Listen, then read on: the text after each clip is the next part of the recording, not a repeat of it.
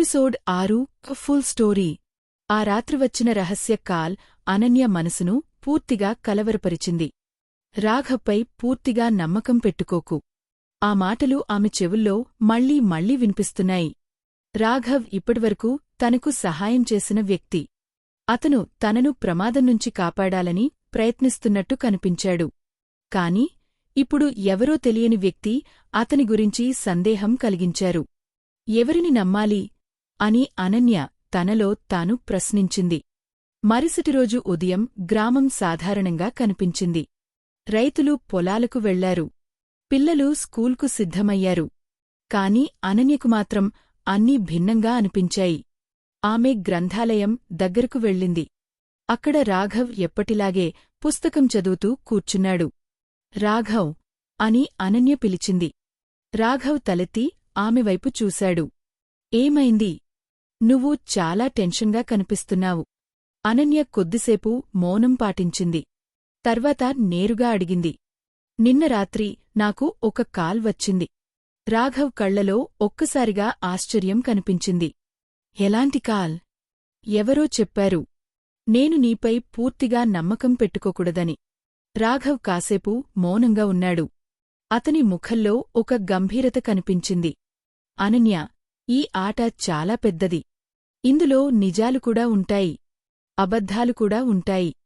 అంటే నిన్ను గందరగోళంలో పెట్టడం వాళ్ల మొదటి పని. అనన్యకి కొంతవరకు అర్థమైంది.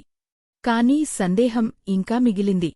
ఆ సమయంలో గ్రామంలో ఒక పెద్ద వార్త వచ్చింది.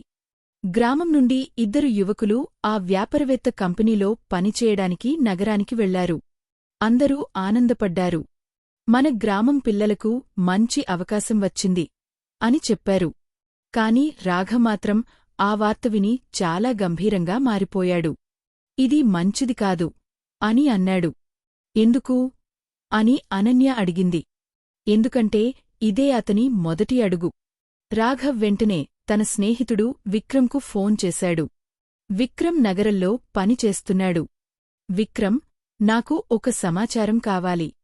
ఈ కంపెనీ గురించి వెంటనే తెలుసుకో అని చెప్పాడు. కొన్ని గంటల తర్వాత విక్రమ్ నుంచి కాల్ వచ్చింది. రాఘవ్, నువ్వు అనుకున్నదే నిజం కావచ్చు అని విక్రమ్ అన్నాడు. ఏమైంది? ఆ కంపెనీ గురించి చాలా ఫిర్యాదులు ఉన్నాయి. కొంతమంది వెళ్లి తిరిగి రాలేదు. ఈ మాటలు వినగానే రాఘవ్ గంభీరంగా మారిపోయాడు. అనన్య కూడా ఈ విషయం విని షాక్ అయింది. అంటే వాళ్లు ప్రమాదంలో ఉన్నారా అని అడిగింది. అవును అని రాఘవ్ మెల్లగా అన్నాడు. ఇప్పుడు పరిస్థితి చాలా సీరియస్గా మారింది. అనన్య ఒక్కసారిగా నిర్ణయం తీసుకుంది. మనము వాళ్లను కాపాడాలి. రాఘవ్ ఆశ్చర్యంగా ఆమెవైపు చూశాడు. ఇది చాలా ప్రమాదకరం. అయినా సరే, వాళ్లు మన గ్రామం వాళ్లు. రాఘవ్ చిరునవ్వు పెట్టాడు. నువ్వు నిజంగా ధైర్యమైన అమ్మాయి. ఆ సమయంలో అనన్య ఫోన్ మళ్లీ మోగింది. అది అదే అపరిచిత నంబర్. ఆమె కాల్ తీసుకుంది. ఆ స్వరం మళ్లీ వినిపించింది. నువ్వు నిజం దగ్గరకు వస్తున్నావు.